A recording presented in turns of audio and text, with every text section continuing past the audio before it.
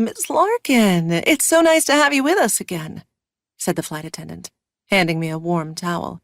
Janelle, her name tag read. It had been entirely too long since I had settled in here, 2A, my preferred seat on these trans-Pacific flights. I used to travel to Asia 6 times a year. Now it had been, some 2 full years?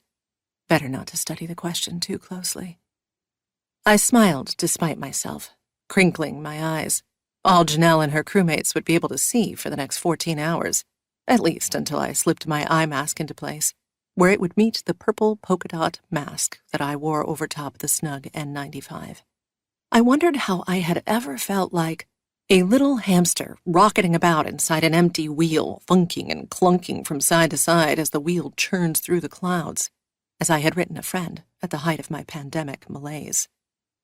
Walking down the jet bridge today felt like coming home, and I could not imagine tiring of travel again.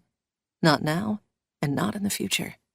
I would not even mind if the flight were delayed. Such was my ecstasy at being back on a plane. Instinctively, I checked my watch and modified the thought. Slightly delayed. I fiddled with my watch, toggling absently between the calendar, the weather, and the activity tracker. The cabin door was still open. I could yet change my mind, I thought, half seriously. "Is Seoul your final destination today?" Janelle asked, bringing my attention into focus again. "Not really."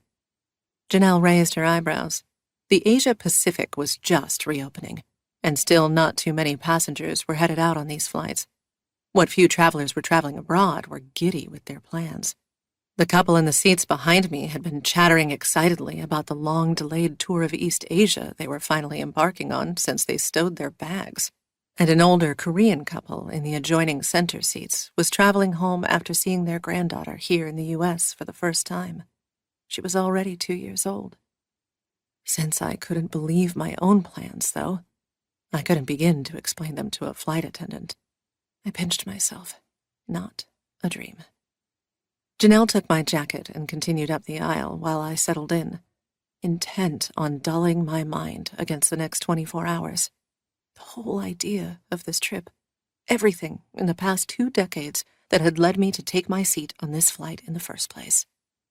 "Ladies and gentlemen, this is Captain Douglas, and I would like to personally welcome you aboard Delta Airlines Flight 159 with nonstop service from Detroit to Seoul."